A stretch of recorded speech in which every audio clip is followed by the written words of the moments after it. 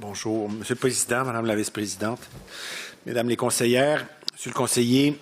Alors, je m'appelle Pierre-Carl Péladeau, je suis président et chef de la direction de Québecor. Permettez-moi de vous présenter mes collègues qui m'accompagnent aujourd'hui. À ma gauche, Jean-François Pruneau, président et chef de la direction de Vidéotron, et Caroline Paquet, qui est vice-présidente commercialisation et contenu de Vidéotron. À ma droite, Denis Belland, vice-président affaires réglementaires, télécommunications de Québecor Média, et Serge Legris, vice-président et chef de la planification technologique de Vidéotron. Derrière moi, Yannick Boily, directeur principal affaires réglementaires télécommunications de Québecor Média. Et à sa droite, Sylvain Lapointe, directeur principal évolution des réseaux de Vidéotron.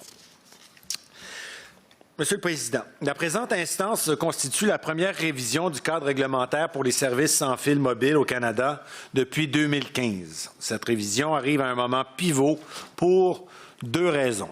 Premièrement, pour la première fois depuis que le gouvernement fédéral a choisi en 2008 de poursuivre une politique de concurrence fondée sur les installations dans le sans-fil, les consommateurs de toutes les régions du Canada voient enfin ce qu'une véritable concurrence à 4 joueurs peut offrir.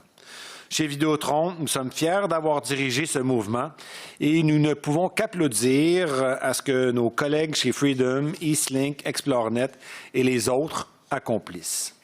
Deuxièmement, tous les exploitants de réseaux sans fil au Canada, nationaux et régionaux, mettent en œuvre leur plan pour la 5G. Plus que les générations précédentes des technologies sans fil, la 5G a la capacité de transformer l'ensemble de l'économie. Cela nécessite des investissements massifs et un cadre réglementaire qui encourage de tels investissements. Il est donc crucial que les décisions qui seront prises par le Conseil en conclusion de la présente instance s'inscrivent dans une continuité avec ce qu'il a mis en place en 2015, à savoir des mesures réglementaires ciblées qui contribueront au renforcement partout au pays d'un 4e joueur doté de ses propres installations. Un des principes phares qui guide depuis plus de 25 ans les autorités réglementaires canadiennes en télécommunications est celui selon lequel seule la concurrence entre les fournisseurs de services qui investissent dans leur propre installation rend possible l'atteinte et le maintien d'avantages concrets pour les consommateurs. C'est en application de ce principe que le gouvernement fédéral et le Conseil ont travaillé de concert depuis 2008 en adoptant chacun de leur côté, diverses mesures réglementaires visant à mettre en œuvre la politique du 4e joueur. À titre d'exemple de ces mesures ciblées, on n'a qu'à penser aux réserves de fréquences établies par le gouvernement fédéral à l'occasion de récentes enchères de spectre mobile ou encore à la réglementation par le Conseil en 2015 des services d'itinérance de gros fournis par les 3 grands titulaires nationaux, Bell, Rogers et TELUS. Force est d'admettre qu'en adoptant de telles mesures, le gouvernement fédéral et le Conseil ont visé juste. En effet, grâce aux efforts constants et aux investissements massifs des concurrents régionaux tels que Vidéotron, qui ont osé relever en 2008 le défi de la concurrence fondée sur les installations, le niveau de concurrence dans le sans-fil au pays s'est amélioré et continue de s'améliorer à un rythme croissant. L'impact positif des concurrents régionaux est indéniable et les preuves à cet effet sont nombreuses. Je me limiterai cet après-midi en mentionnant l'exemple le plus récent. Dans ses observations supplémentaires du 22 octobre dernier, le Bureau de la concurrence a conclu que les concurrents régionaux perturbent de plus en plus le paysage de l'industrie des services sans fil au Canada et que dans les régions où c'est perturbateurs ont atteint une part de marché de plus de 5,5 %. Les prix sont de 35 à 40 % plus bas. En ce qui a trait spécifiquement au Québec, il est indéniable que Vidéotron a fait sentir sa présence grâce à ses efforts commerciaux consistants qui ont forcé les 3 grands à sortir de leur torpeur pour le plus grand bénéfice des consommateurs québécois. La preuve? Au cours de la période 2008 à 2018, la baisse du prix moyen des services mobiles pour tous les niveaux de services a été plus marquée au Québec que dans l'ensemble du Canada. Vidéotron n'en est pas resté là. puisqu'elle a donné encore plus de dynamisme au marché québécois en lançant une nouvelle gamme de forfaits sous la marque dérivée Fizz en septembre 2018. Cette nouvelle gamme est orientée vers les consommateurs qui souhaitent assembler leur propre forfait, correspondant à leurs besoins spécifiques et qui désirent se prévaloir de forfaits qui se démarquent par leur abordabilité. À titre d'exemple, Fizz offre actuellement un forfait de base comprenant les appels et les textos illimités ainsi que 4 gigs de données au coût de 35 $ par mois. Par ailleurs, nous tenons à souligner que la baisse des prix et les innovations engendrées par la présence de Vidéotron ne signifient pas que l'entreprise a lésiné en matière d'investissement depuis son entrée dans le marché sans fil. En réalité, c'est tout le contraire, puisque Vidéotron, depuis 2008, a investi au-delà de 2,5 milliards de dollars, aussi bien en fréquences mobiles qu'en installation de réseau. Le caractère massif de ces investissements est la preuve absolue de l'engagement sans faille de Vidéotron envers la concurrence fondée sur les installations. La force de cet engagement a permis à Vidéotron de se distinguer en tant que nouveau concurrent sous bien des aspects. Premier aspect, la rapidité à laquelle Vidéotron a bâti et déployé son réseau mobile. En effet, en tout juste un peu plus de 9 ans, Vidéotron a déployé un vaste réseau à la fine pointe de la technologie d'une superficie de plus de 84 000 km² qui couvre actuellement 94,4 % de la population du Québec et 7,9 % de la population de l'Ontario. Par ailleurs, au cours de cette période, Vidéotron n'a pas déployé qu'un seul réseau. Elle a successivement déployé 5 technologies différentes. HSPA, HSPA+, LTE, LTE Advanced et maintenant la 5G. Deuxième aspect, la qualité du réseau mobile de Vidéotron. Selon le Canadian Wireless Network Quality Study de la firme GD Power, Vidéotron s'est classé numéro 1 dans l'Est du Canada pour la qualité globale de son réseau au cours des 5 dernières années. Troisième aspect, le niveau supérieur de l'expérience client offerte par Vidéotron. La preuve, Vidéotron a obtenu le plus haut taux de satisfaction en lien avec l'expérience client chez les fournisseurs de services sans fil au Canada dans le cadre du sondage 2018 réalisé par la firme Forrester. Quatrième aspect, la capacité d'innovation de Vidéotron. À ce titre, l'entreprise a sans cesse œuvré afin de repousser les limites technologiques en matière de mobilité, densification de la couverture, augmentation des vitesses de téléchargement et réduction de la latence. Tout récemment, Vidéotron a annoncé qu'elle avait choisi Samsung Electronics comme partenaire pour le déploiement des technologies radio de LTE Advanced et de 5G. Cela permettra à Vidéotron d'accélérer la construction de son réseau de nouvelle génération et de viser une mise en service graduelle dès 2020.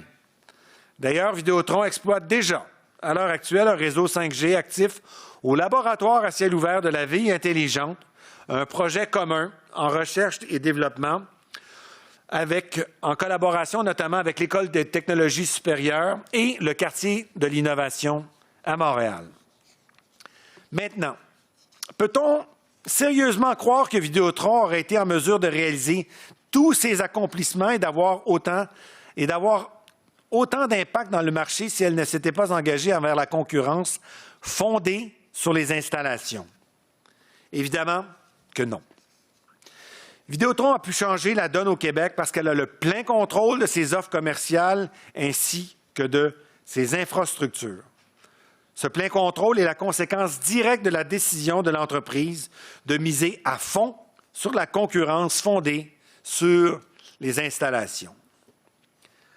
Malgré l'importance de ce qui a été accompli depuis 2008, il reste encore beaucoup à faire si l'on veut assurer une concurrence véritablement pérenne dans toutes les régions du Canada.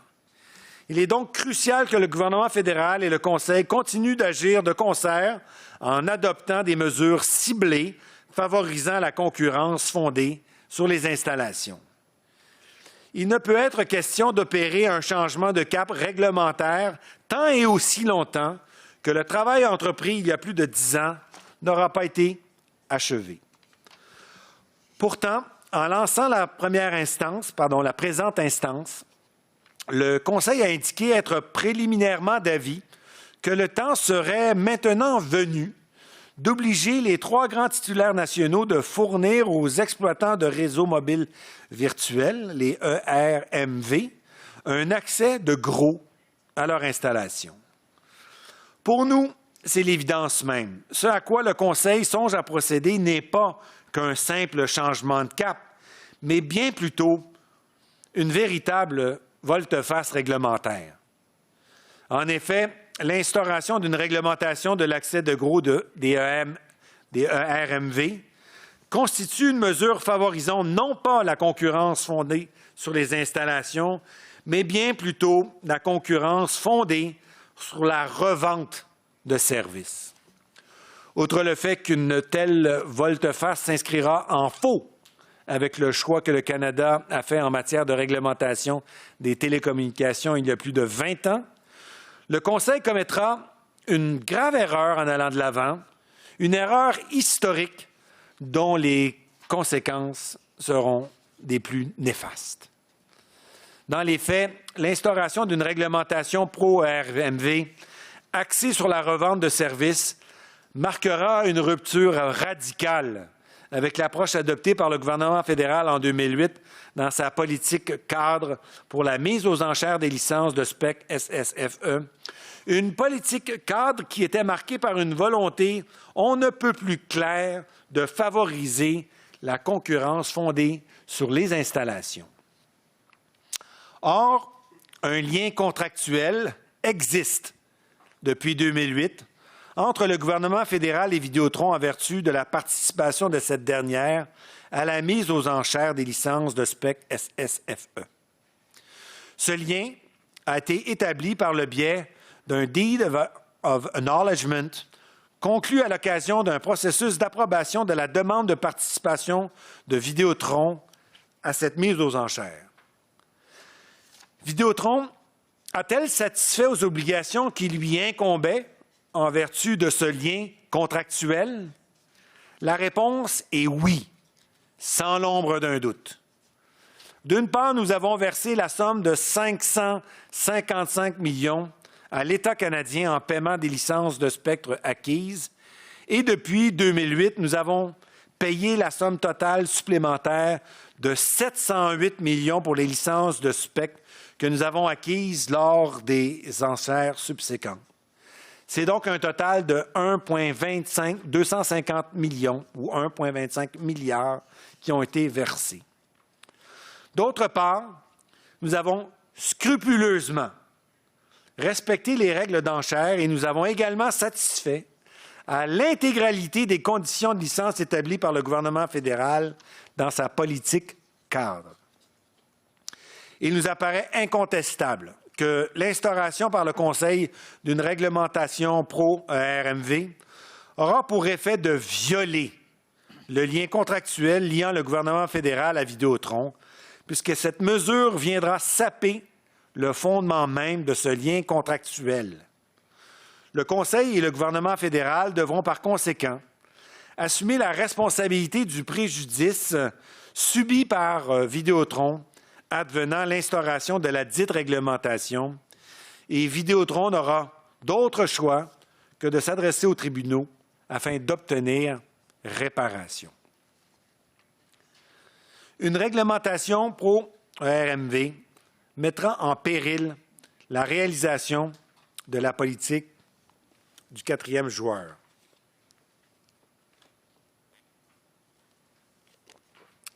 Il ne peut en être autrement puisque les principales victimes d'une telle réglementation seront précisément les concurrents régionaux, et cela pour 2 raisons. Premièrement, une réglementation favorisant la concurrence fondée sur la revente permettra au RMV d'accaparer une portion substantielle des parts de marché des concurrents régionaux. Deuxièmement, la diminution des parts de marché des concurrents régionaux se traduira inévitablement par une baisse de leurs revenus, ce qui entraînera une réduction de leurs investissements dans la modernisation de leur réseau ainsi que dans l'innovation et la bonification de leur offre de services. Plusieurs experts économiques et analystes financiers ont, comme nous, mis en garde le Conseil quant aux effets nocifs d'une réglementation pro-ERMV sur les concurrents régionaux. À cet égard, je citerai en premier les propos du Dr Heinrich Hemsch, l'expert externe embauché par Shaw dans le cadre de la présente instance. These smaller facility-based carriers are most at risk of a change in policy that mandates MVNO wholesale access. MVNOs and smaller facility-based carriers tend to target similar type of consumers, meaning that the impact on subscribers and thus investment incentives will be felt most acutely by recent entrants. Et voici ce que Jeff Fan, l'analyste des télécommunications de la Banque Scotia, a mentionné dans un rapport du 11 novembre dernier. Smaller facility-based wireless operators like Freedom, Videotron, and Eastlink, yes, the same companies that have created the competition over the past decade, are more likely to be affected by MVNOs than the incumbents who would undermine a decade of their investment in spectrum licenses and network build-out. Le danger est donc bien réel. Pour Vidéotron, ses clients et ses employés, les conséquences de la concrétisation de ce scénario seront véritablement dramatiques, puisque la fiabilité financière des opérations sans fil mobile de l'entreprise sera mise en péril.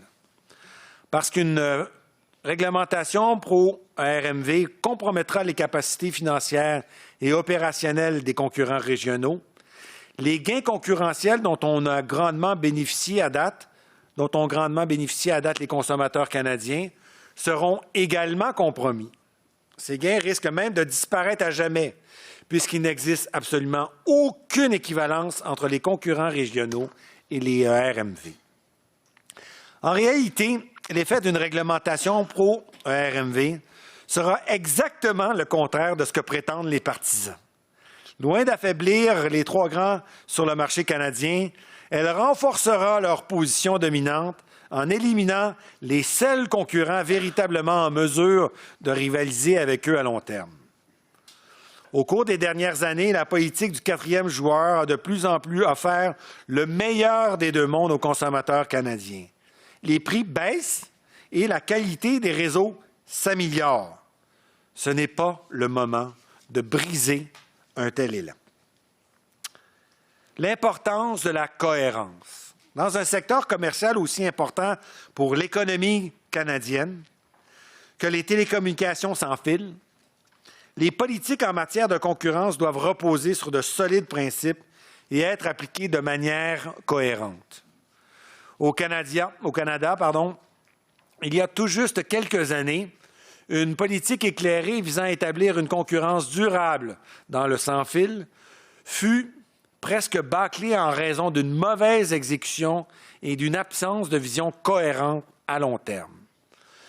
Je parle de la période pendant et après l'enchère de SPEC de 2008, une période durant laquelle on a laissé le champ libre à des forces malveillantes qui ont entravé l'émergence d'un quatrième joueur solide dans certaines régions du pays, en dehors du Québec.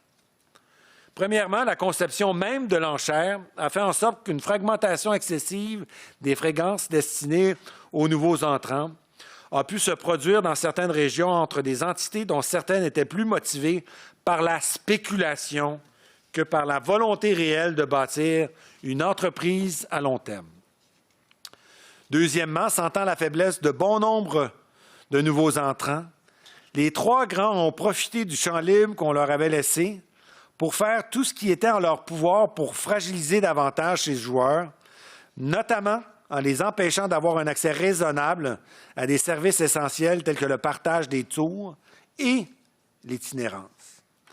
À cela, nous pouvons ajouter la mésentente entre deux autorités réglementaires qui ne s'entendaient pas quant à savoir si l'un des principaux nouveaux entrants était bel et bien contrôlé par des Canadiens et donc admissible à lancer son réseau. Cette triste saga fut un véritable cadeau du ciel pour le cartel des Trois Grands. Si je soulève tout cela devant vous aujourd'hui, c'est pour souligner l'importance qu'une politique éclairée soit exécutée de façon cohérente. Le reste du Canada a raté une excellente occasion au lendemain de l'enchère de SPEC de 2008 en raison des défaillances que je viens de décrire. Heureusement, nos collègues chez Shaw ont pu ramasser les morceaux et ils progressent maintenant avec détermination et énergie. Je vous exhorte à donner, ainsi qu'à nous, la possibilité de continuer à offrir aux consommateurs canadiens les avantages que nous avons démontré être capables d'offrir. Pour agir efficacement en tant que rouage dans l'émergence d'une concurrence durable dans toutes les régions du pays, les ERMV devront nécessairement être capables d'avoir un impact sur le marché mobile minimalement comparable à celui des concurrents régionaux qui ont fait le choix de la concurrence fondée sur les installations. Un impact qui doit se traduire par des avantages concrets et durables pour les consommateurs.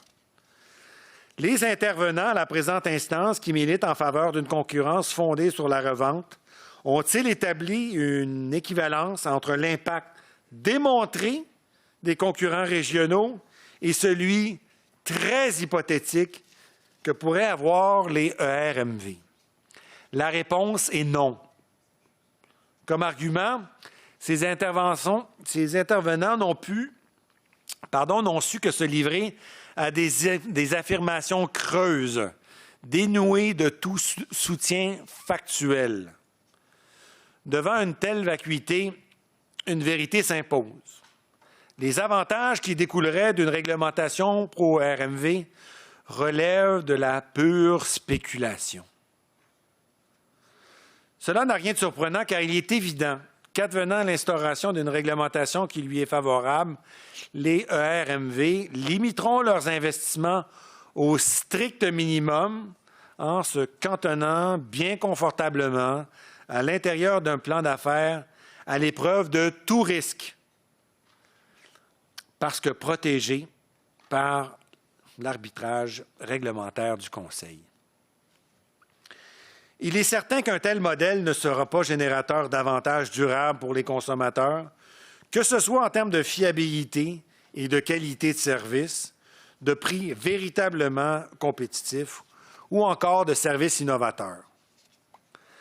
À la lumière de toutes ces considérations, on ne peut qu'arriver à la conclusion suivante. Le Conseil doit s'abstenir de réglementer l'accès de gros des ERMV sous quelque forme que ce soit. En effet, la concurrence fondée sur les installations fonctionne.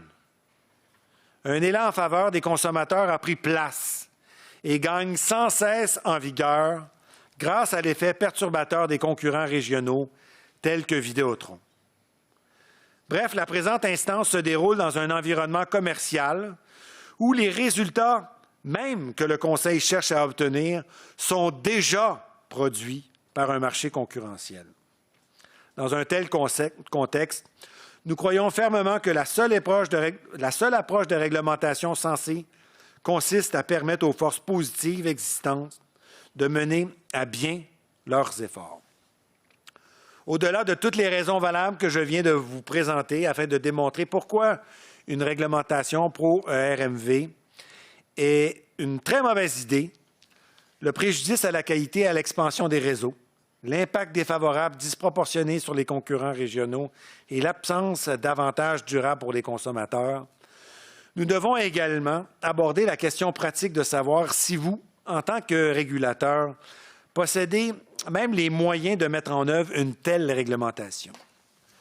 Nos voisins américains ont une expression qui, je crois, s'applique particulièrement bien ici, soit la « regulatory humility ». Pensez-y. Pour mener à bien une politique réglementaire basée sur la revente obligatoire, vous devez atteindre un point d'équilibre incroyablement délicat, un exercice probablement impossible à réaliser. Les tarifs que vous imposez doivent être juste assez élevés pour continuer à encourager les investissements des constructeurs de réseaux et juste assez bas pour créer un espace dans le marché pour les revendeurs. Et vous devez réussir cet exploit dans un environnement hyper dynamique où les besoins des consommateurs changent constamment, le tarif augmente de façon exponentielle et les exploitants de réseaux déploient une nouvelle génération de technologies l'une après l'autre. Nulle part au monde, un régulateur n'a réussi cet exploit. Et avec tous les respects que je vous dois, je ne pense pas que vous allez être le premier. En fait, vos récentes tentatives pour atteindre ce point d'équilibre dans le monde des services filaires devraient servir d'avertissement à tous. En effet, dans sa décision du 15 août 2019 sur les tarifs d'accès Internet filaire en gros, le Conseil a complètement échoué dans sa tentative d'atteindre un point d'équilibre, en particulier en ce qui concerne les services à plus haute vitesse. Si le prix de gros fixé par le Conseil dans cette décision est ultimement maintenu, la motivation des exploitants de réseaux à investir dans les services à plus haute vitesse ne sera pas seulement affaiblie, elle disparaîtra carrément. Et j'utilise le verbe disparaître avec le plus grand sérieux. Cette décision fait actuellement l'objet d'un appel devant les tribunaux, devant le cabinet fédéral et devant le Conseil lui-même. Elle n'est manifestement pas l'objet de la présente instance. Toutefois, voulons-nous vraiment répéter cette expérience dans le domaine du sans-fil? Les décisions qui seront prises à l'issue de la présente instance sont extrêmement importantes, car elles auront un impact majeur sur la capacité d'innovation de l'ensemble de notre économie. L'expérience à l'international peut nous servir d'avertissement quant à l'étendue des conséquences qui surviennent quand les choses déraillent.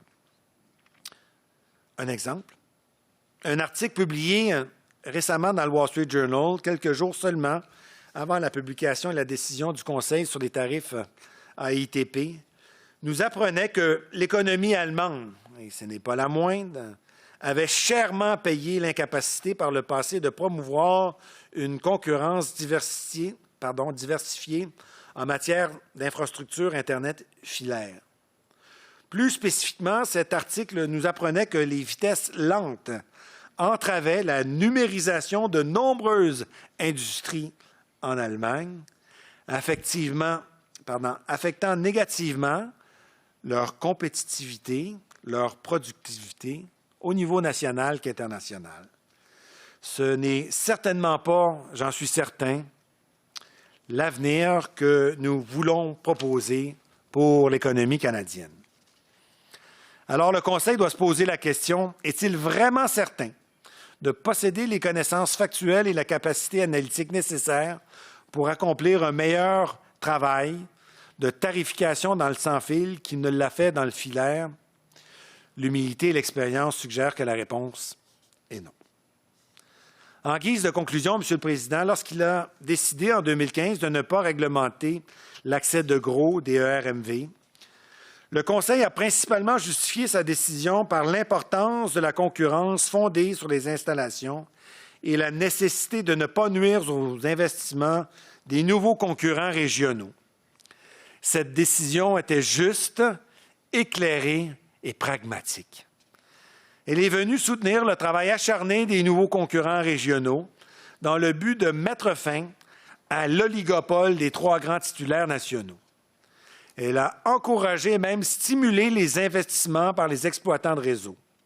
Et elle a substantiellement contribué à l'élan actuel en faveur des consommateurs canadiens. À l'aube du déploiement de la 5G au Canada, et tandis qu'il reste encore beaucoup à faire pour assurer une concurrence véritablement pérenne dans le marché du sans-fil mobile, le Conseil doit impérativement abandonner l'idée de favoriser sans justification la concurrence fondée sur la revente de services. Le Conseil doit au contraire faire en sorte que les investissements dans les installations se poursuivent, tout en continuant de reconnaître l'incomparable contribution à la compétitivité et à l'innovation apportée par Vidéotron et les autres concurrents régionaux. Je vous remercie de votre attention et nous sommes évidemment prêts à répondre à vos questions. Merci, M. le Président. Merci beaucoup. Madame Barine. Merci. Bon après-midi, M. Pellado et équipe. Bienvenue et merci pour votre participation à ce processus et pour votre présentation orale. Je vais commencer par quelques questions spécifiques au marché du Québec. Le marché du sans-fil au Québec a été souligné par le Bureau de la concurrence et par plusieurs intervenants comme ayant des prix de services sans fil inférieurs qu'ailleurs au Canada. Ma question pour vous, pourquoi est-ce que les prix au Québec sont en général de 5 à 20 % moins chers que dans les autres provinces au Canada? D'après vous, est-ce que les prix inférieurs au Québec par rapport aux autres provinces sont attribuables à l'effort concurrentiel de Vidéotron? Je vais juste très rapidement vous dire que, selon nous, nous avons été véritablement les premiers à instaurer une concurrence. Nous avions déployé auparavant un réseau de sans-fil. Nous souhaitions, au moment de nos représentations que nous avons faites devant le ministère de l'Industrie, être en mesure de les convaincre de réserver du spectre afin de construire notre réseau. Comme nous avons été parmi les premiers venus proposant un service alternatif avec une base de clientèle déjà établie, le résultat des courses a été de faire en sorte que nous puissions poursuivre, et c'est la raison pour laquelle nous avons pris une part de marché significative durant toutes ces années, et aujourd'hui, ça représente pour nous un vecteur de croissance important.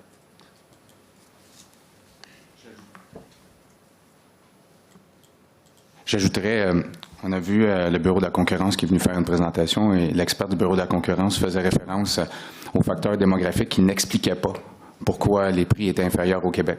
Et je pense que c'est un élément important, c'est vraiment le jeu de la concurrence qui crée cette réduction des prix dans la province de Québec. Vous avez fait allusion aux facteurs démographiques. Je vais faire référence maintenant à l'étude du docteur Dipon. C'est une étude qui a été soumise avec l'intervention de TELUS le 22 novembre. Il a soutenu que les conditions de la demande sont différentes au Québec par rapport aux autres provinces. Par exemple, il a fait valoir que le revenu moyen par utilisateur généré par les services sans fil a toujours été inférieur au Québec par rapport au reste du Canada et aussi que les habitudes de consommation pour les communications sont en général différentes au Québec. Entre autres, il a cité la demande plus faible pour les téléphones intelligents et des dépenses plus faibles pour la télévision et l'Internet. Quelle est votre opinion sur l'étude du Dr Dipon? Est-ce que vous soutenez ces observations? En fait, la réponse est non, et je vais revenir à la même réponse que j'avais précédemment. L'expert du Bureau de la concurrence, dans ses analyses économétriques, avait justement normalisé ses analyses pour les facteurs démographiques auxquels vous faites référence, et ses conclusions étaient totalement les mêmes, c'est-à-dire que la baisse des prix au Québec ne pouvait pas être expliquée par ces éléments. Merci. Permettez à la commissaire également aussi d'ajouter le fait que le positionnement concurrentiel de Vidéotron a toujours été très fort. Ça a été vrai lorsque nous avons démarré nos services Internet sur le réseau, parce qu'au départ, en 2000, c'était de l'Internet téléphonique. Mais par la suite, vous vous souviendrez, autour de 2005-2006, nous avons démarré notre service de téléphonie filaire. Et ça a créé également aussi la venue d'un nouveau concurrent. Ça a fait chuter de façon dramatique également aussi les prix. Et c'est la raison pour laquelle nous avons été en mesure de récupérer une part de marché extrêmement significative. Alors, je suis d'avis que nous avons été un acteur qui, parce que nous étions solidement implantés, parce que nous avions la vocation, comme câbleau distributeur, d'être un Facility-Based Operator, donc une entreprise installée sur notre réseau. Et c'est le même raisonnement et la même logique qui a prévalu lorsque nous nous sommes engagés dans le sans-fil, étant donné que nous étions en mesure, alors à ce moment-là, comme je l'ai dit dans mon intervention, de contrôler notre destinée, de contrôler notre déploiement et de contrôler, évidemment, nos tarifs, nos propositions et notre réseau. OK. Si je peux vous pousser un peu plus loin, est-ce que vous voyez qu'il y a d'autres facteurs qui ont pu influencer les prix au Québec? Par exemple, est-ce que les coûts associés à la fourniture de services sans fil sont moins élevés au Québec, faisant en sorte que les prix sont moins élevés? Je pourrais laisser mes collègues plus techniques répondre à cette question, mais ma réponse, mon interprétation serait que non. Et je dirais même le contraire. Au Québec, on fait face à des coûts qui sont généralement supérieurs. Et, par exemple, nos équipements qui sont achetés en dollars US, bien évidemment, on doit les payer en dollars canadiens et on a des coûts qui sont légèrement supérieurs par rapport à cet élément. Mais d'un point de vue plus technique, au niveau de la main-d'œuvre, par exemple, au niveau de la construction des réseaux, ça a également un impact. Et je pourrais laisser Serge répondre à cette question. On n'a pas observé, puis comme vous le savez, on déploie tant au Québec qu'en Ontario. On n'a pas vu de différence substantielle pour tout ce qui est le domaine de la construction civile. Comme l'a mentionné Jean-François, au niveau des équipements, ça fait partie des mêmes points de référence quant au prix. Puis quant à l'installation, je pense que il y a très peu de variation d'une région à l'autre.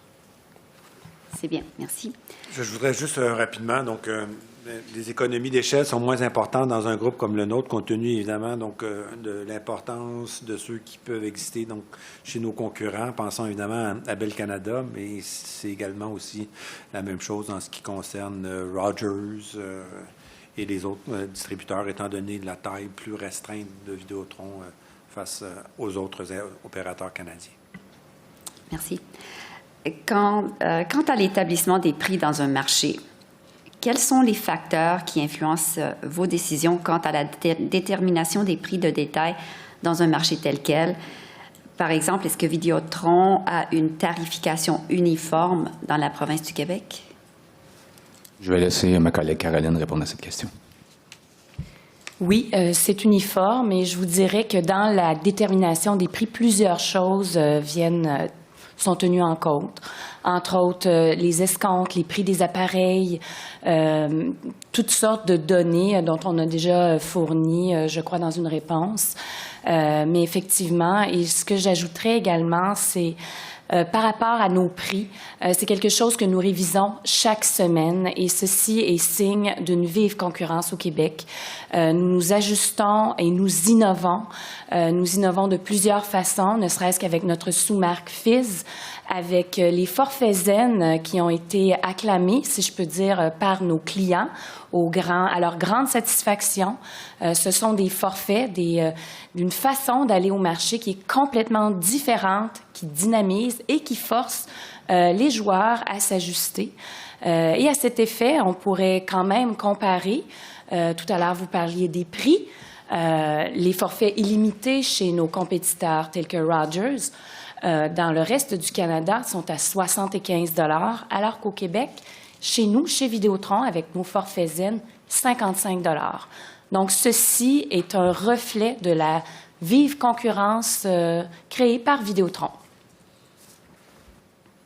Si vous permettez également aussi, Madame la Commissaire, j'aimerais, parce qu'en général, on peut dire également aussi que l'avenir est garant du passé. Et vous vous souviendrez peut-être que c'est au Québec que la télévision forfaitaire à la carte a été créée. Par la suite, le CRTC l'a proposé, l'a même mandaté, mais elle existait au Québec depuis les 15 dernières années. Alors, tout ça a créé un environnement concurrentiel beaucoup plus important. Ça permettait à chacun des citoyens et citoyennes de déterminer, en tout cas certainement sur les territoires de Vidéotron, mais qu'est-ce qu'ils souhaitaient payer. Évidemment, il y avait le forfait de base, mais par la suite, une série d'autres forfaits comparés aux forfaits obligatoires qui étaient ceux qui étaient proposés dans le reste du Canada. Et à cet égard, je pense que là aussi, c'est une illustration, une fois de plus, extrêmement solide de notre volonté de poursuivre la concurrence. Caroline vient d'en parler et éventuellement on pourra donner plus de détails. Mais notre sous-marque Fizz, ce n'est pas uniquement une sous-marque, comme un nouveau modèle d'affaires également, puisque le client va décider de ce qu'il entend payer. C'est un petit peu comme un forfait à la carte. Vous voulez tel gig, vous en voulez 2, vous en voulez 4. Peut-être, Caroline, tu peux donner plus de détails. Mais en tant que tel, le fait de proposer une liberté quasi complète au client permet, pour ce dernier, de déterminer ce qu'il est prêt à payer. Merci. Je vais vous poser d'autres questions sur le service FIS, mais j'ai une dernière question plus globale par rapport au prix canadien. En fait, on a vu une tendance à la baisse pour les prix partout au Canada. J'aimerais savoir si, selon vous, vous croyez que cette baisse de prix est à cause de la concurrence ou à cause de la réduction de coûts qu'on voit dans les coûts par gigaoctet? Mon sentiment et ma profonde conviction, c'est que tout ça est lié à l'existence de la concurrence. Et là aussi, je pense que c'est utile donc, de faire état de ce qui s'était passé à une certaine époque. Vous vous souviendrez probablement que les 3 opérateurs historiques ne souhaitaient pas de concurrence et s'opposaient de façon très vive à l'instauration de spectres réservés pour qu'un opérateur puisse effectivement s'installer et leur faire concurrence. Tout ça a duré pendant 2 ans. Et le gouvernement, je dirais, donc, dans sa vision et dans sa volonté d'instaurer de la concurrence, a donné suite aux représentations qui avaient été faites à ceux et celles qui souhaitaient que cette concurrence-là arrive. Et j'ai eu l'occasion de le mentionner à plusieurs reprises. Feu, le ministre Jim Prentice, qui était donc à l'époque ministre de l'Industrie, a cru bon retenir les recommandations et à partir de ce nouvel environnement, on a vu s'installer une concurrence extrêmement solide qui aujourd'hui bénéficie à l'ensemble des Canadiens et qui ont bénéficié de façon sensible en premier lieu au Québec et également aussi dans la région des Maritimes avec la famille Bragg et Eastlink. Merci. Alors, pour revenir maintenant au service FIS, c'est un service assez nouveau. On voit bien les annonces partout au Québec. Mais est-ce que vous pouvez nous dire si le service est actuellement disponible ailleurs qu'au Québec? Oui, il est effectivement disponible dans la région d'Ottawa également. Et est-ce que les clients de FIS utilisent le même réseau qui est utilisé par les clients de Vidéotron, conformément à votre entente de partage de réseau avec Rogers? C'est effectivement le même réseau qui est utilisé pour les services de FIS. Okay. J'aimerais savoir un peu plus sur les raisons qui ont motivé votre décision de lancer cette nouvelle marque. Je vais y aller puis ensuite... écoutez, je pense qu'on devait également aussi être attentif au marché. Le marché proposait donc des marques alternatives, ou des fois on appelle ça des sous-marques, là. Donc, il y en avait plusieurs. Et donc, en conséquence, il nous est apparu nécessaire de pouvoir proposer une marque qui faisait en sorte de rencontrer des expectatives d'un créneau de marché. Et on constate de plus en plus que le concept de marché n'existe plus, mais l'accumulation de plusieurs marchés existe. Et lorsque nous sommes... Parce que la marque Vidéotron est très importante pour nous, elle est signe, et tout le monde le reconnaît, parce que depuis aussi les 20 dernières années, le service à la clientèle s'est amélioré de façon sensible. Je pense que nous avons été des précurseurs en cette matière et aujourd'hui, Vidéotron est vanté, gagne toujours les concours et les palmarès des services à la clientèle dans notre marché. Et bien, le service à la clientèle, évidemment, ça vient avec un coût. Ça vient avec donc, les hommes et les femmes qui sont derrière pour le soutenir. Et ce n'est pas nécessairement tout le monde qui est prêt à l'avoir et c'est d'autant plus vrai que donc, il y a une génération aujourd'hui qui, dans un environnement numérique, souhaite être en mesure de pouvoir se satisfaire eux-mêmes.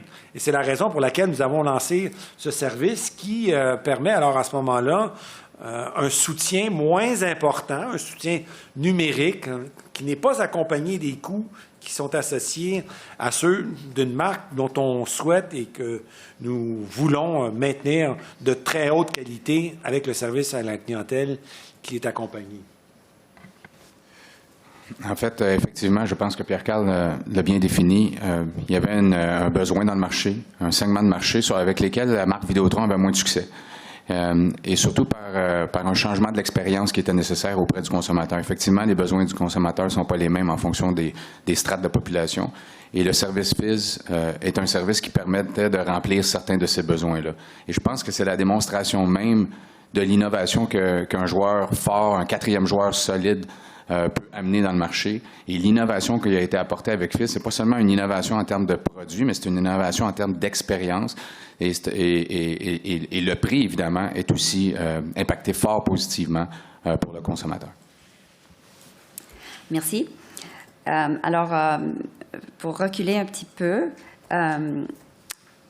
j'aimerais vous poser la question, M. Pellado, en quoi est-ce que vous attribuez le succès de Vidéotron dans le marché de sans fil au Québec? Vous avez mentionné dans votre présentation orale votre expérience clientèle, la qualité de votre réseau, la rapidité, l'innovation.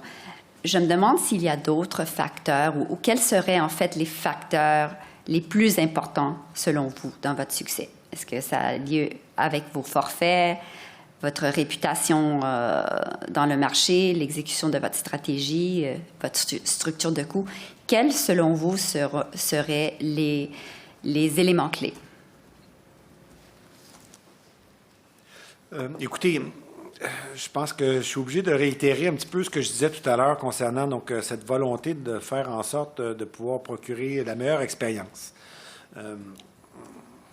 Bon, honnêtement, je ne sais pas si, parce que l'origine de l'entreprise est celle d'avoir évolué dans un milieu concurrentiel, mais chose certaine, donc le monopole, on n'a jamais connu ça chez Québécois avant de faire l'acquisition de Vidéotron. Et au moment de la prise en charge, il y a eu quand même pour nous une expérience, et pour moi aussi, une expérience particulière, puisque le monopole et la gestion donc, des considérations de nature réglementaire nous étaient inconnus et ignorés.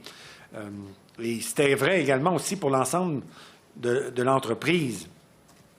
Alors, ça n'a pas toujours été facile, j'avoue, au départ. On ne se racontera pas d'histoire. Il a fallu changer la culture d'entreprise. Et cette culture-là, bien, ça ne se change pas en 15 minutes. Bien au contraire, on a insisté énormément. Et je pense que c'est la raison principale du succès d'aujourd'hui, en faisant en sorte également donc, de proposer, comme je l'ai mentionné aussi tout à l'heure, du forfait à la carte, des meilleurs tarifs, une expérience globale qui a rencontré les expectatives de la clientèle et qui a su également aussi, avec une stratégie agressive de commercialisation, faire en sorte de récolter le succès auquel aujourd'hui nous avons le bénéfice de vivre. Merci. Alors, une question connexe. Après une dizaine d'années dans le marché du sans-fil, est-ce que la division du sans-fil chez Vidéotron est rentable? Jean-François, c'est un spécialiste des finances. Ça dépend sur quelle base on le voit. Avec la force des investissements qu'on a réalisés au cours des 10 dernières années, 2,5 milliards, Pierre-Carl en faisait référence dans son discours, je peux vous garantir qu'on est loin d'avoir récupéré le montant investi jusqu'à maintenant. Par contre, si on le regarde sur une base strictement ponctuelle, effectivement, au cours de la dernière année, Vidéotron a été profitable avec son service sans fil. Merci. Et dans quelle mesure est-ce que vous attribuez votre succès à l'entente de partage de réseau que vous avez avec Rogers? Nous avions donc à l'époque également aussi convenu sur une base commerciale avec Rogers une entente de réseau. Comme vous le savez également, lorsque nous avons fait nos représentations pour la réserve de spectre. Il y avait 2 autres éléments importants. Je les ai mentionnés aussi donc, dans mon intervention. D'une part, le partage des infrastructures. Et je pense que tout le monde est d'accord avec une maximisation puis une optimisation des réseaux pour éviter donc une prolifération des tours et également aussi donc une entente sur l'itinérance que vous avez eu l'occasion donc de connaître davantage dans les détails. Alors, tout ça a fait en sorte que ces éléments-là faisaient en sorte que nous pouvions et nous anticipions que nous allions avoir du succès. Mais dès le départ, lorsque nous nous sommes dit, et je peux vous dire bien honnêtement que nous nous étions aussi intéressés à l'acquisition de Fido, mais donc le niveau d'endettement au moment où effectivement donc Fido a eu une problématique de précarité financière, ne nous permettait pas de considérer l'acquisition. Mais dès ce moment-là, nous savions ou nous anticipions que l'avenir donc de l'entreprise passait par le sans-fil compte tenu de l'importance que pouvait procurer ce service. Et c'est les raisons pour lesquelles nous avons fait toutes les représentations et aujourd'hui, nous sommes rendus là où nous y sommes. Si je peux ajouter, je dirais qu'on n'explique pas le succès par l'entente qu'on a avec Rogers. Par contre, il est clair qu'on a fait plus avec moins. Donc, en s'alliant avec Rogers pour la construction du réseau, on est en mesure de faire plus avec moins. Et faire plus avec moins, ça veut dire la capacité, évidemment, de redistribuer d'une certaine façon ces avantages qu'on a récupérés aux consommateurs par de l'innovation et par des réductions de prix. Et je pense que Vidéotron en a fait la preuve au Québec. J'aimerais ajouter sur le sujet du partage, il faut comprendre aussi que c'était au bénéfice des 2 organisations. Donc, effectivement, en combinant nos efforts, on a pu aller plus loin tant dans l'aspect temporel, en vitesse de déploiement, mais aussi dans la qualité et l'intensité et la densité du réseau qu'on a mis de l'avant au bénéfice des 2 organisations. Pensez-vous que le marché du Québec est assez compétitif ou pensez-vous qu'il y a encore de la place pour d'autres concurrents? Nous avons toujours été favorables à la concurrence. Encore faut-il que cette concurrence soit loyale et équitable. Les conditions qui avaient été proposées par le ministère de l'Industrie, par le gouvernement et également aussi par le Conseil se sont avérées, selon nous, tout à fait appropriées.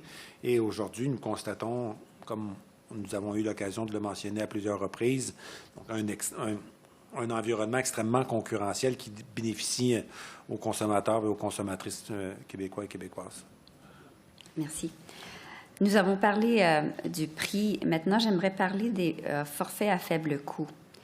Des partis ont suggéré que le CRTC impose des forfaits à faible coût qui seraient accessibles à un segment prédéterminé de la population, comme les ménages à faible revenu et à revenu fixe. Seriez-vous favorable à cette initiative? En fait, avant de donner la parole à Caroline, je pense que le marché joue un excellent travail à l'heure actuelle, justement, pour suffire à ces besoins-là. Notre service de FIS chez Vidéotron, comme Pierre-Carl le disait, offre un service disponible à tous, donc pas seulement les ménages à faible revenu, mais vraiment à tous, à 35 $ pour 4 gigs. Donc, je pense que le marché est en train de faire ses propres ajustements, justement, pour bien servir l'ensemble des strates de la population. Et j'ajouterais que de légiférer ou de réglementer en cette matière, ça va nous enlever un élément de différenciation par rapport au reste de nos concurrents. Pour les 4e joueurs, c'est un segment de marché qui est profitable ou qui démontre du succès. Et je pense que de légiférer en la matière, on va perdre un élément de différenciation important vis-à-vis de la concurrence. Alors, quand vous parlez des besoins qui ont été comblés, vous parlez du forfait que vous avez à FIS pour 4 gigs de données à 35 $? On en a même plus bas. Chez FIS, 1 gig à 25 $, illimité. Donc, et ça, c'est disponible à tous les Québécois. Alors, déjà, je pense que le marché, notre offre, répond très bien au segment de marché dont il a été discuté ce matin par PIAC, entre autres. OK. Il était question aussi des clients qui se voyaient refuser l'accès à des forfaits parce qu'ils avaient des mauvaises cotes de crédit. Est-ce que C'est une expérience que vous vivez? Chez Fizz, ce n'est pas un enjeu.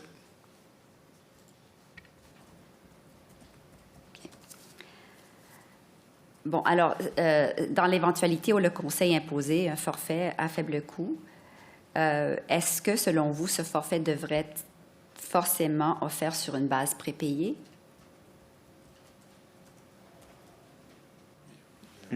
J'aimerais souligner d'abord que Vidéotron est d'avis que le Conseil n'a pas le pouvoir présentement d'imposer un forfait spécifique aux fournisseurs sans fil, que ça serait une contravention du cadre d'abstention du Conseil actuel en matière de services sans fil.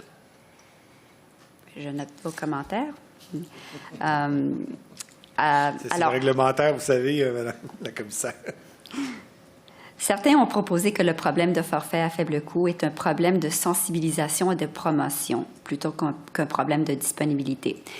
Pour votre forfait à faible coût chez Fizz, est-ce que vous avez une grande pénétration? Est-ce que vous voyez que c'est un forfait qui est assez populaire? Oui, c'est populaire. On pourrait vous fournir les données, autant celles de Vidéotron que celles de Fizz en engagement. Oui, s'il vous plaît, merci. Et c'est très bien commercialisé également, facile pour tout le monde. Merci.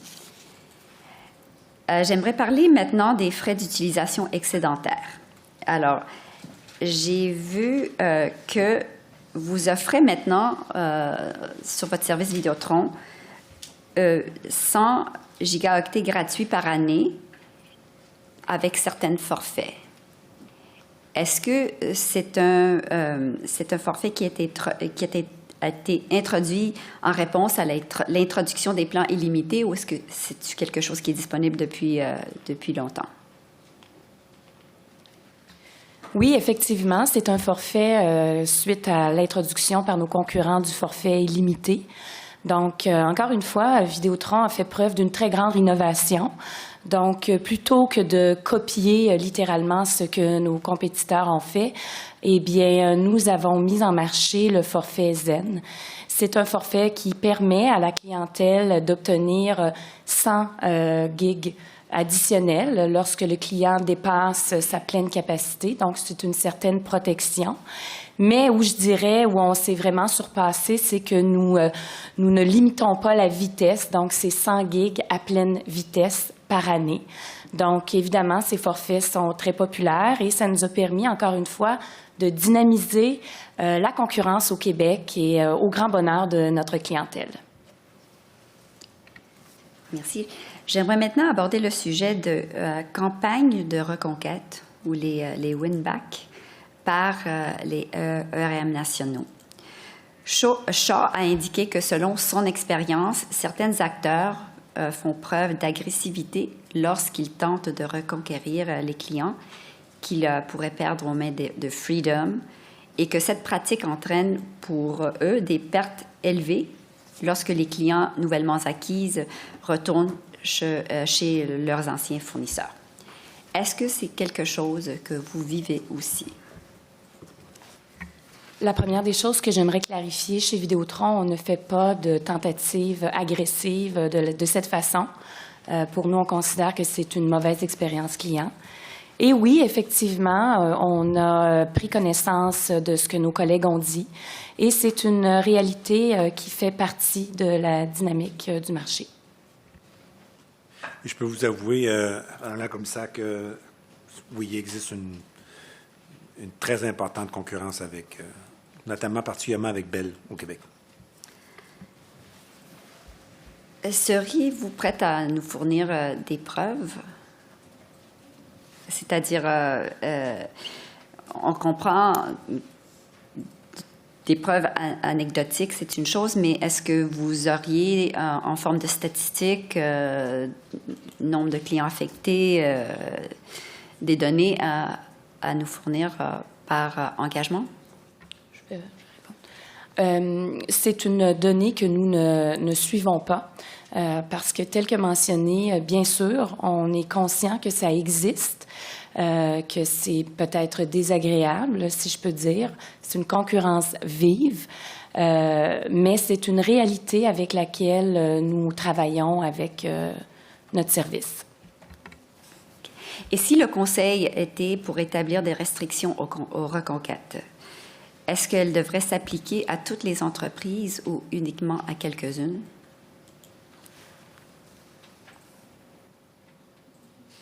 Honnêtement, je pense que j'ai précédemment indiqué que la concurrence, nous y sommes tout à fait favorables. Encore faut-il qu'elle soit équitable et juste. Alors, je ne crois pas qu'il devrait y avoir donc des privilèges offerts à qui que ce soit à l'intérieur de l'industrie. Merci. Alors, revenons sur l'entente de partage de réseau. Certaines parties ont soutenu que les ententes de partage de réseau conclues entre les entreprises nationales de services sans fil défavorisent les nouveaux entrants. Vous avez un contrat de partage de réseau avec Rogers. Vous en avez déjà parlé un peu. Est-ce que vous pouvez nous donner un peu plus sur votre expérience avec cette entente de partage de réseau? Est-ce que vous pouvez préciser à l'égard de quoi, plus particulièrement, pour répondre à la question le plus justement possible? En fait, est-ce que votre entente de partage de réseau vous empêche de conclure une entente de partage avec un autre ERM? Est-ce que c'est une entente exclusive? Malheureusement, je ne pourrais pas répondre à cette question-là, puisqu'elle est de nature contractuelle et que c'est confidentiel. OK. Alors, d'une autre façon, peut-être, avez-vous envisagé de conclure des ententes de partage de réseau avec d'autres ERM régionaux, comme Freedom ou Eastlink?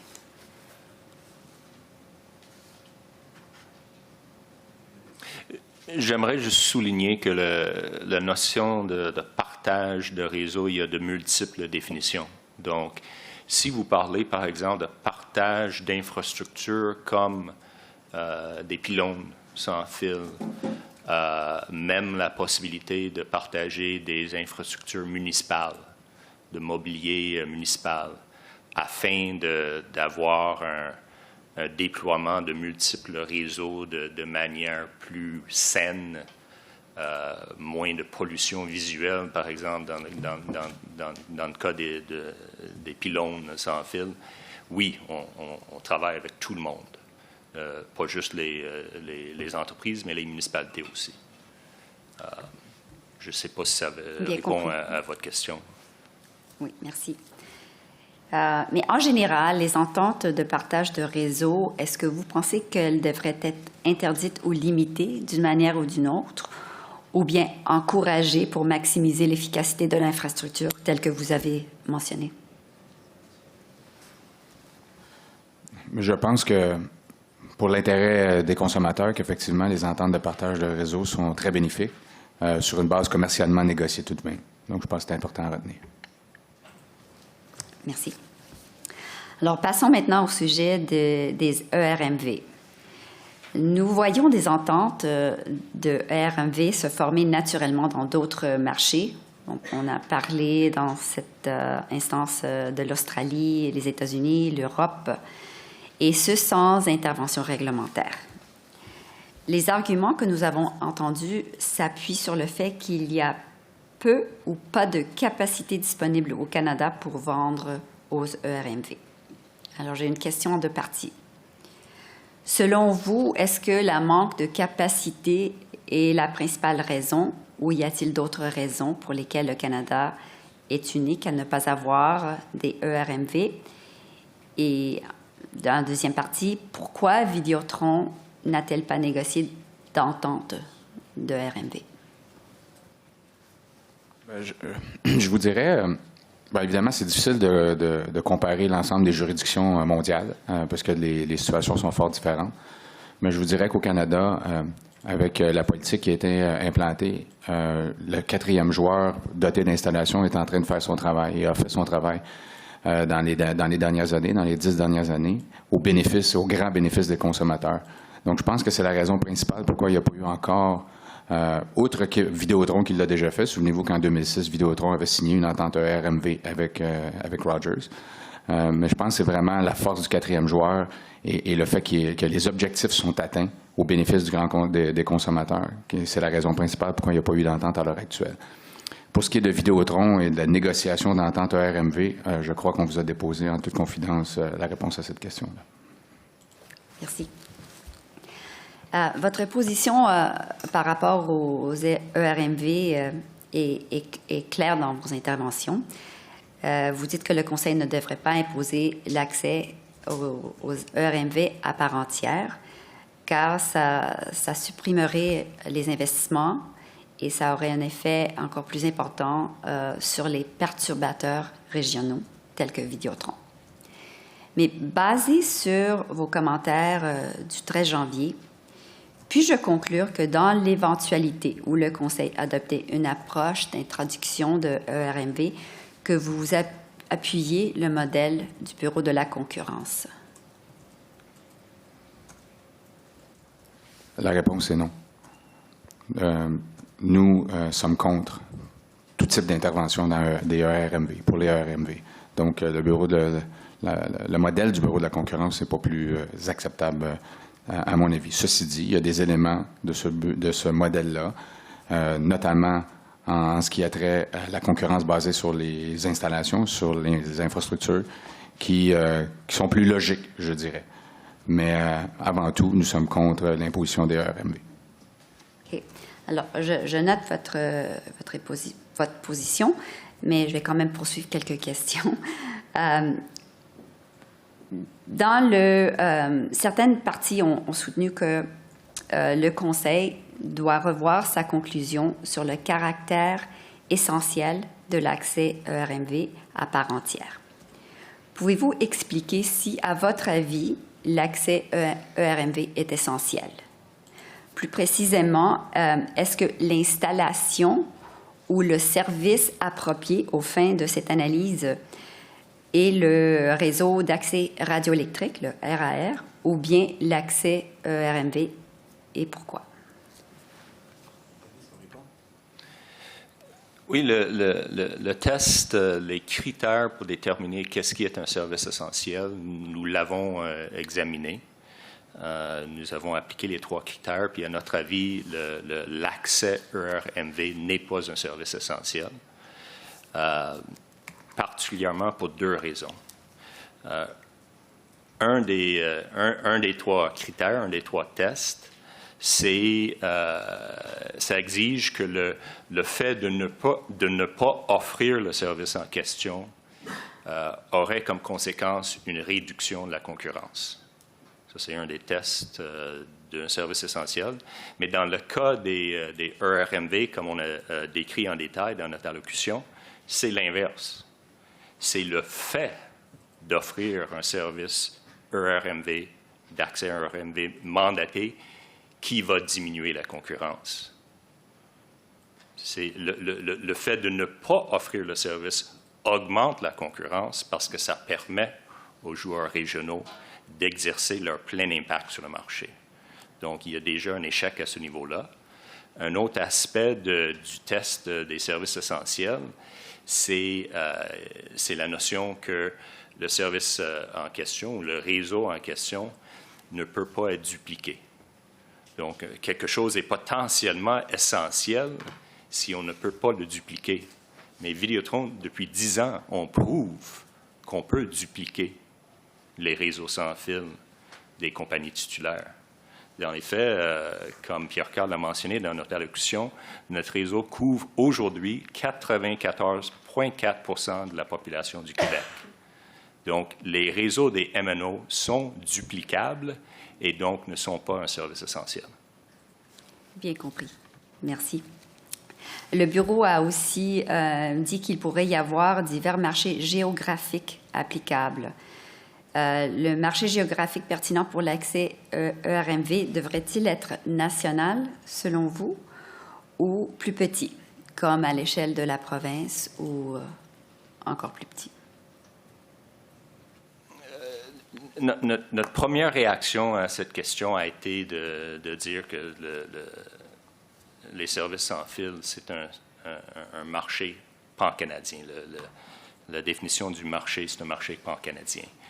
Ceci étant dit, on reconnaît qu'il y a des différences entre les provinces, ou même plus particulièrement entre les territoires niveau 2 d'ISDE, que la concurrence semble s'être installée plus fortement dans certains territoires niveau 2 que d'autres, notamment au Québec. Encore une fois, le progrès qu'on observe ailleurs au Canada, notamment de la part à cause des actions d'Eastlink et de Freedom, est assez impressionnant depuis une couple d'années. Le Québec, les territoires niveau 2 du Québec sont peut-être un peu en avance, mais les autres provinces du Canada sont en train de nous rattraper. Donc, on reviendrait probablement à notre conclusion que le marché pertinent, c'est le marché canadien, et encore une fois, qu'il n'y a pas de justification d'imposer un mandat MVNO dans ce marché. Vous avez parlé de la duplication du RAR. Dans les régions où les entreprises régionales, les perturbateurs, ont déjà dupliqué le RAR, est-ce que cette duplication diminuerait la probabilité de duplication supplémentaire par des nouveaux concurrents dotés d'installations? En d'autres mots, est-ce que la probabilité, selon vous, qu'une autre entreprise dotée d'installations achète du spectre et déploie un réseau au Québec est diminuée? La réponse, c'est qu'on ne sait pas. Est-ce qu'il y a un cinquième joueur qui croit avoir les moyens et le plan d'affaires pour acquérir les fréquences puis construire un réseau en concurrence avec nous? On ne sait pas. Okay. C'est juste, merci. Revenons au modèle du Bureau de la concurrence. Leur modèle laisse entendre que l'accès serait accordé seulement aux entreprises régionales dotées d'installations dans les régions où ils ont du spectre, mais qui n'ont pas encore construit. Dans le cas où le Conseil adopterait la proposition du Bureau de la concurrence et si vous étiez admissible à l'accès ERMV à part entière, envisageriez-vous d'offrir un service dans les régions où vous n'avez pas actuellement du spectre? Certainement qu'on l'évaluerait. Comme il a été mentionné précédemment, notre réseau couvre 94,4 % de la province. Il reste donc 5,6 % qui est non couvert. Et effectivement, on l'évaluerait dans ce cas-là. Est-ce que vous vous limiterez à la province du Québec? Je pense que c'est une question qui est purement hypothétique. Et est-ce que vous avez actuellement du spectre non déployé? Oui, dans la région de l'Est du Québec à l'heure actuelle, oui. Merci. Alors... J'en profiterai pour clarifier, augmenter la réponse de Jean-François. Effectivement, il y a certaines bandes de fréquences qui ont été acquises, qui sont en cours de déploiement et qui ne sont pas encore activées. Ça fait partie du plan de déploiement en cours pour supporter les nouvelles technologies comme LTE Advance et en route vers la 5G. OK. Si je poursuis sur la question hypothétique, si nous donnions aux perturbateurs régionaux, tels que Vidéotron, un accès ERMV obligatoire, même en dehors des régions où ils ont du spectre, afin que vous puissiez théoriquement concurrencer plus largement que la proposition du Bureau de la concurrence. Est-ce que c'est quelque chose que vous soutiendrez ou qui vous intéresserait? Clairement qu'on a démontré plusieurs éléments qui sont favorables aux consommateurs et à la concurrence dans la province de Québec. Donc, évidemment, on a eu du succès. Je pense qu'on est un joueur crédible et on a la capacité financière de le faire. Donc, ce serait quelque chose qu'on pourrait évaluer dans le passé, dans le futur, pardon, mais encore une fois, purement hypothétique. Merci. Vous avez proposé, dans le contexte de l'admissibilité à un accès ERMV obligatoire, une capitalisation boursière pour ceux qui souhaitent cette admissibilité, une capitalisation boursière qui ne doit pas dépasser 20 milliards de dollars. Pouvez-vous expliquer votre raisonnement pour ce chiffre? En fait, c'est un raisonnement assez simple. Si on a une capitalisation boursière de plus de 20 milliards, je pense qu'on a les moyens de construire nos propres installations. Merci. Plusieurs parties ont proposé de limiter l'accès au ERMV de gros obligatoire aux tarifs négociés commercialement avec l'appui d'un filet de sécurité. Quelle est votre position sur l'établissement de tarifs et modalités et que pensez-vous si les taux par défaut ou les taux qui serviraient de filet de sécurité étaient aussi inclus dans les tarifs?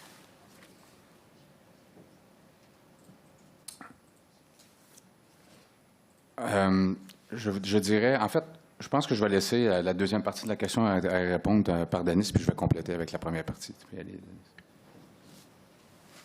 Mais nous, dans nos soumissions écrites, on a avisé le Conseil clairement qu'on est d'avis qu'il n'y a aucun modèle ERMV qui serait bénéfique pour le Canadien. Aucun. Ceci étant dit, ce qu'on a déjà dit par écrit, c'est si le Conseil, malgré notre forte recommandation dans l'autre sens, si le Conseil va dans le sens d'un mandat ERMV, que ça devrait être sur une base de négociation commerciale. Et l'aspect additionnel, possibilité d'un tarif provisoire pendant la période de négociation, ce n'est pas quelque chose qu'on a discuté nécessairement, mais je crois que notre même philosophie s'appliquerait. Ça devrait être, même durant la période provisoire, ça devrait être sur une base de négociation commerciale. Finalement, je n'ai rien à ajouter. Bien. Passons maintenant à l'itinérance. Et j'ai une question à deux parties sur l'itinérance pour les services 5G. Selon vous, est-ce que la définition actuelle du terme itinérance dans les tarifs d'itinérance des entreprises de services sans fil national s'applique aux services 5G?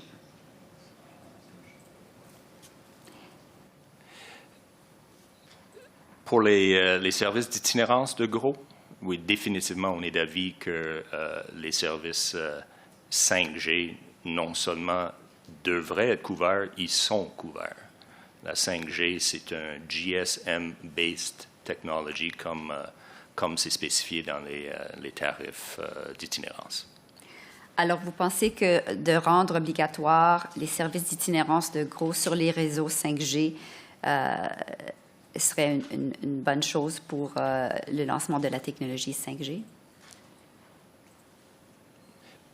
Pour la même raison que l'itinérance de gros est nécessaire pour la 3G et la 4G, c'est nécessaire pour la 5G aussi.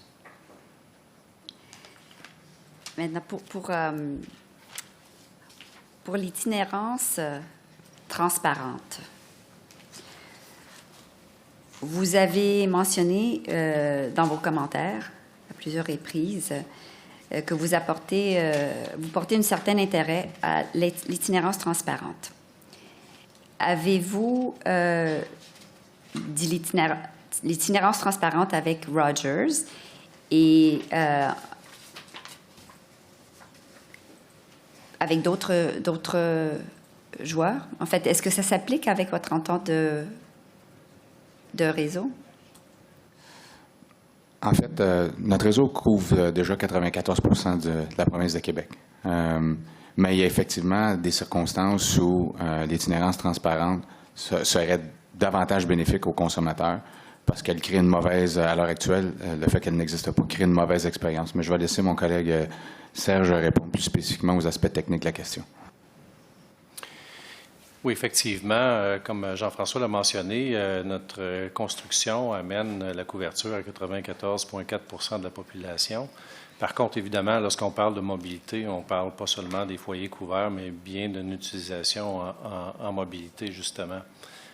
En ce moment, à la fin de la couverture, même si on a des ententes d'itinérance pour la mise en place d'appels et la réception d'appels sur le réseau partenaire, il reste quand même une zone de transition où l'appareil, en périphérie du réseau, va toujours tenter de se raccrocher à son réseau hôte, son réseau primaire. et ça crée des conditions parfois problématiques au niveau de l'expérience client. Et c'est dans ce contexte-là qu'on pense que l'itinérance transparente contribue certainement à la meilleure des expériences clients. Alors, la réponse est que vous n'avez pas une entente d'itinérance transparente avec Rogers? Oui, avec Rogers. Avec Rogers. Et quelle est l'ampleur du problème des appels interrompus chez vos clients avec vos autres fournisseurs d'itinérance? En fait, comme je l'expliquais, c'est difficile de chiffrer au niveau des statistiques de réseau. Oui, dans certains cas, on parle de perte d'appel, mais par le comportement même, c'est-à-dire qu'il y a une dégradation de la performance, il y a une dégradation de l'expérience client qui, elle, est plus difficile à mesurer. Donc, c'est plus difficile de la quantifier. On peut de la qualifier par l'obtention d'informations qui nous viennent de clients. Dans certains cas, des clients qui se débranchent vont nous partager, en fait, leur expérience en périphérie. Le problème, c'est que pour le conseil, c'est un problème, comme vous dites, qualifiable, mais pas quantifiable. Alors, est-ce que vous seriez en mesure de nous fournir quelques informations qui nous permettraient de mieux saisir l'ampleur du problème? En fait, je vous dirais que l'expérience d'utilisation du réseau n'est pas la principale raison de débranchement de nos clients. Je pense que c'est une statistique qui va de soi et qui explique probablement, qui démontre probablement la qualité de l'expérience client réseau. Maintenant, peut-être Serge, tu as quelque chose à ajouter? Effectivement, par les éléments de réseau, c'est difficile de quantifier précisément. On sait par les sondages qui sont effectués que dans certains cas de figure, c'est exprimé. Je ne serai pas en mesure de vous le quantifier précisément au moment où on se parle, mais c'est peut-être quelque chose qu'on peut regarder. Mais vous dites que c'est quand même un problème et que vous souhaiterez avoir... Tout à fait, parce que ça crée cette zone d'inconfort, de mauvaise expérience en périphérie du réseau. Effectivement, je pense que c'est l'élément important ici. C'est que la question de l'itinérance transparente n'en est pas seulement une d'appel perdu ou de drop call, comme on dit en anglais. C'est aussi une question de l'expérience que l'utilisateur vit lorsqu'il consomme notre service. Donc, je pense que ces éléments sont très importants. Si on veut une expérience qui soit les plus parfaite, bien, il faut régler cette situation. Quand on a questionné Bell la semaine passée, ils ont indiqué qu'il y a d'importants coûts permanents associés à la mise en œuvre de l'itinérance transparente. Il y a d'autres intervenants qui ont mentionné que ça serait des coûts minimes. Selon vous, quels sont les coûts associés à la mise en œuvre de cette fonction? Et en fait, ces coûts, dans le cas de l'itinérance transparente avec Rogers, les coûts ont déjà été partagés par le passé.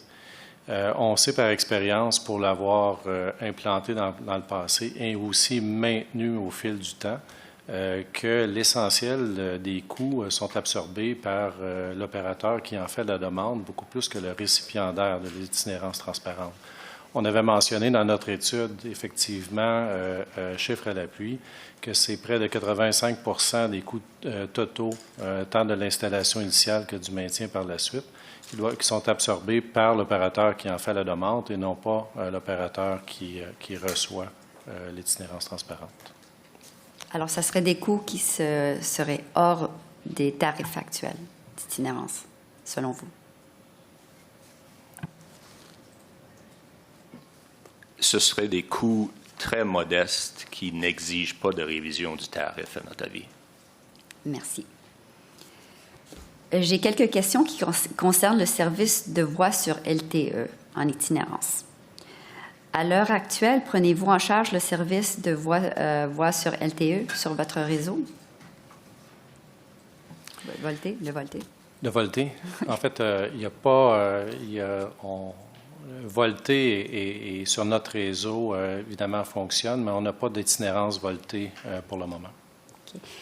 Et prenez-vous en charge le service de volonté en itinérance avec vos partenaires? Et sinon, entendez-vous le faire avant la date butoir fixée au 31 décembre 2020, telle que exigée par le Conseil pour la prise en charge de la messagerie texte 911? On a entendu cette question posée à un couple d'autres entreprises. Puis, pour pouvoir bien comprendre, on aimerait comprendre un peu l'origine, parce que la question semble faire un lien entre l'itinérance volonté et l'implantation du nouveau service de texte 911 de prochaine génération. Puis on est, en toute franchise, on n'est pas sûr d'avoir saisi le lien entre les deux sujets. On est prêt à vous répondre, mais si vous pouvez clarifier la question un peu ou... Peut-être pour le technique, je vais demander à nos collègues au département légal de vous donner le lien plus précis à la fin du questionnement. Alors, j'ai 2 dernières questions avant de passer la parole au président et à mes collègues qui auront peut-être d'autres questions. Si vous me permettez, Mme Barin, Québécois Média a déposé sur le dossier de l'audience 2 pièces concernant le modèle ERMV de Cogeco. Puis on aimerait bien avoir l'opportunité de répondre à vos questions à ce sujet également.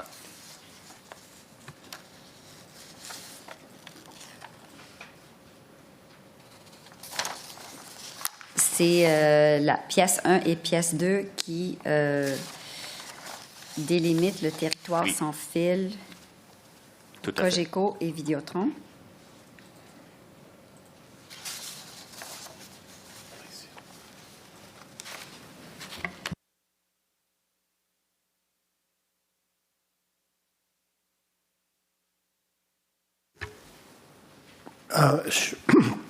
Pardon, je suggérais un petit poste de 5 minutes, juste pour prendre un petit discours avec l'équipe. Alors, on revient dans 5 minutes. Merci.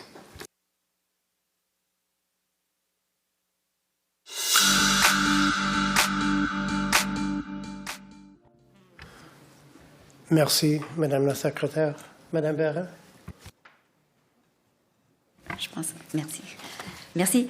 Alors, nous avons eu du temps à discuter sur le modèle proposé par le Bureau de la concurrence. J'aimerais vous donner aussi l'occasion de pouvoir nous donner votre perspective sur le modèle proposé par Cogeco.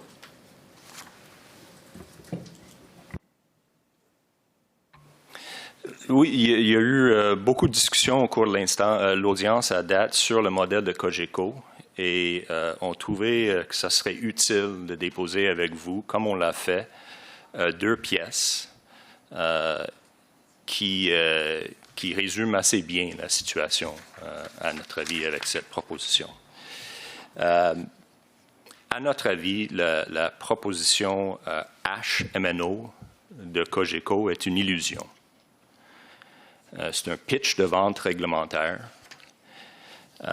C'est un emballage qui dissimule le fait que Cogeco cherche essentiellement la même chose que toutes les autres entités qui sont venues ici devant vous demander un mandat ERMV. Essentiellement, le modèle de Cogeco est fondé sur 3 faussetés. La première fausseté dont ils ont fait la promotion devant vous, c'est l'idée qu'il existe des poches importantes de population au Canada qui ne sont pas couverts par un 4e concurrent. On vous a dit à plusieurs reprises que le réseau de Vidéotron couvre actuellement 94,4% du Québec.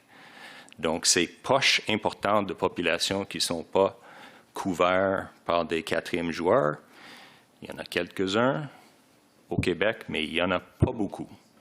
La situation est peut-être différente dans les autres provinces, mais avec les déploiements que Freedom notamment a effectués depuis une couple d'années, avec la présence historique de Eastlink dans les régions rurales de l'Atlantique, on doute très fort que ces proches de population existent à la hauteur comme présenté par Cogeco. Cogeco, à un moment donné, a parlé de 1,4 à 1,6 millions de Canadiens qui vont s'abonner à un service sans fil à cause de leur modèle. C'est la pure fiction. Deuxièmement, deuxième fausseté du modèle de Cogeco, c'est l'idée que le but de Cogeco en présentant ce modèle au Conseil, c'est parce qu'ils veulent viser ces poches-là. C'est Cogeco qui va venir en aide à ces communautés qui ne sont pas couvertes par un quatrième joueur. À notre avis, la réalité est toute différente.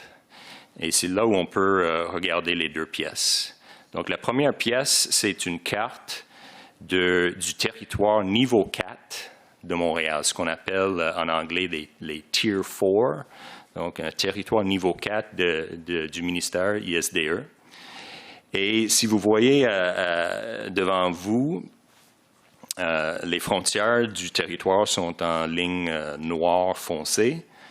La couverture du réseau de Vidéotron est en jaune. C'est pas compliqué, la couverture est intégrale dans le territoire niveau 4 de Montréal. Et la présence filaire de Cogeco est en mauve.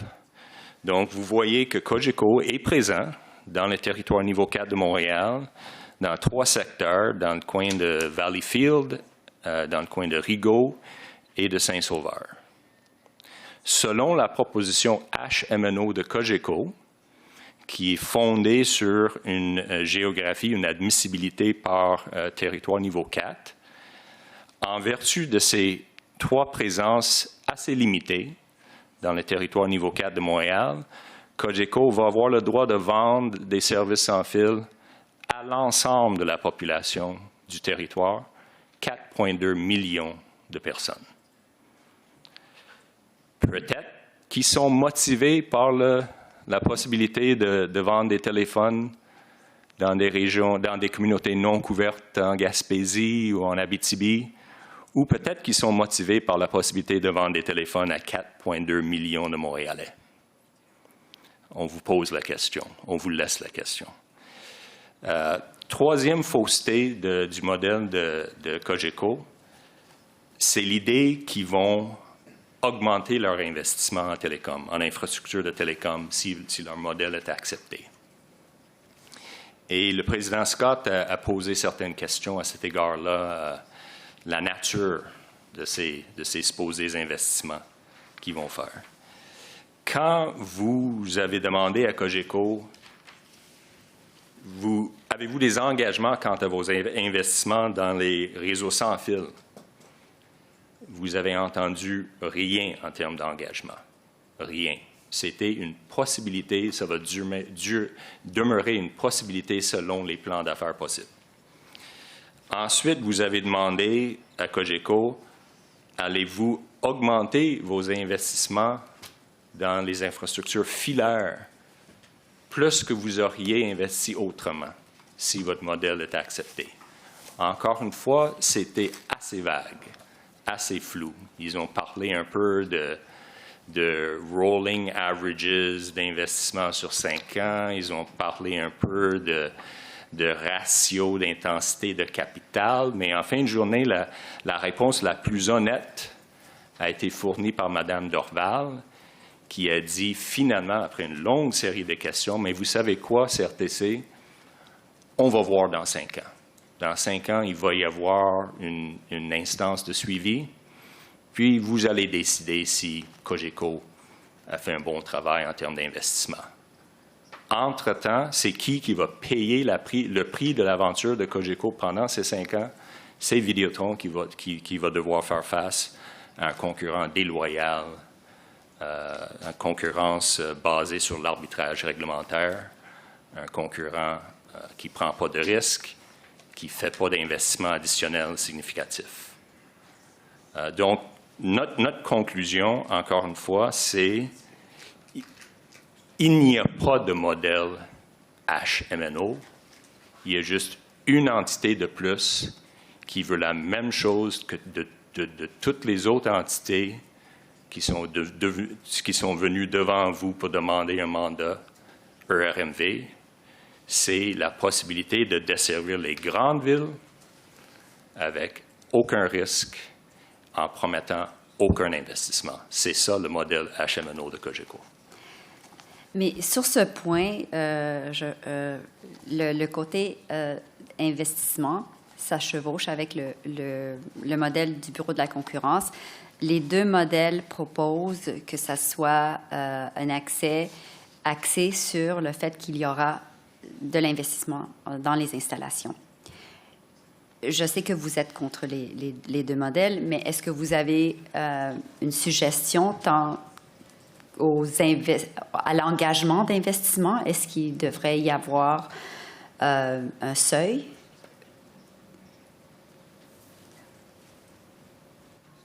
Encore une fois, ce à quoi on veut vous sensibiliser, c'est l'opportunité flagrante d'abus qui est devant vous avec ce modèle. Puis pour ça, je vous encourage à regarder la pièce 2, qui est le territoire de licence niveau 4 de Québec. La situation est encore pire. Vous voyez que la présence de Cogeco dans ce territoire est limitée à un tout petit hexagone mauve dans le coin de Sainte-Anne-de-la-Pérade. Donc, ce que Cogeco est en train de vous demander, c'est, en vertu de cette présence extrêmement limitée dans un petit coin du territoire, ils veulent un accès à presque 900 000 personnes, un marché de vente de presque 900 000 personnes. Et oui, peut-être comme le président Scott leur a demandé, peut-être qu'ils vont vous promettre de mettre de construire un pylône à Sainte-Anne-de-la-Pérade. Mais il nous paraît évident que c'est une astuce, c'est un investissement absolument minimal pour avoir le droit de vendre des téléphones à presque 900 000 personnes. Encore une fois, sans risque, sans investissement significatif. Il n'y a pas de différence entre le modèle HMNO et les modèles proposés par TekSavvy, Distributel, Ice Wireless et tous les autres qui sont venus devant vous. Et Madame la commissaire, je tiens quand même également aussi à réitérer le fait que Cogeco n'est pas né de la dernière pluie, donc c'est quand même un opérateur qui existe depuis un certain nombre d'années. Ils ont fait des représentations concernant donc les enchères de spectre et ils avaient évidemment donc l'occasion d'y participer. Ils ont fait le choix qui leur appartient de ne pas le faire ou de le faire en fonction de ce qu'ils souhaitaient faire. On est en train de refaire l'histoire là, dorénavant, alors que, comme on dit en bon français, you put your money where your mouth is. Et malheureusement, ça n'a pas été le cas au moment opportun. Merci. Vos commentaires sont notés. Je voudrais vous revenir sur le point sur le volté. En consultation avec le personnel, effectivement, c'est pas nécessairement lié à cette instance, mais c'est pour savoir si vous serez prête à fournir le service de messagerie 911 fondé sur le texte en temps réel pour la date butoir du 31 décembre 2020. Oui, on croit que oui, on va prendre l'engagement de vous revenir avec les précisions. Merci. Alors, j'ai ma dernière question avant de passer la parole au président. Et c'est une question assez générale. Quels sont vos plans pour les services sans fil de Vidéotron et de Fizz? Est-ce que vous prévoyez une expansion dans d'autres marchés au Canada?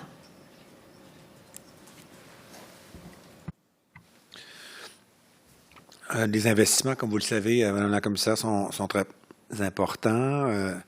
Le 5G est pour nous également aussi une priorité. Il serait hasardeux donc, de donner une réponse à votre question, d'autant plus que, comme vous le savez, évidemment, Vidéotron est une entreprise, ou Québécois est une entreprise publique. Et donc, on est assujetti quand même à des considérations de nature confidentielle, des considérations de valeur mobilière. Et nous avons toujours dit que notre développement sans fil était important, notre maintien au niveau concurrentiel avec les nouvelles technologies l'était également, justement pour maintenir notre positionnement concurrentiel. C'est l'affirmation qu'on est en mesure de pouvoir vous procurer, c'est-à-dire qu'on a l'intention d'investir, de continuer à investir dans les territoires qui sont actuellement desservis par Vidéotron. Merci beaucoup. Je vous remercie de vos réponses cet après-midi. Je vais maintenant passer la parole au président pour la suite des questions et des questions de mes collègues. Merci. Merci. Conseillère, avez-vous des questions? Non? Alors, merci beaucoup pour toute votre réponse. Et Madame la secrétaire. Merci. Donc, ceci conclut l'audience et demain matin, nous recommençons à 10 heures. Tomorrow, it will be at 10 a.m. Thank you very much. Have a nice evening. Merci, bonne journée.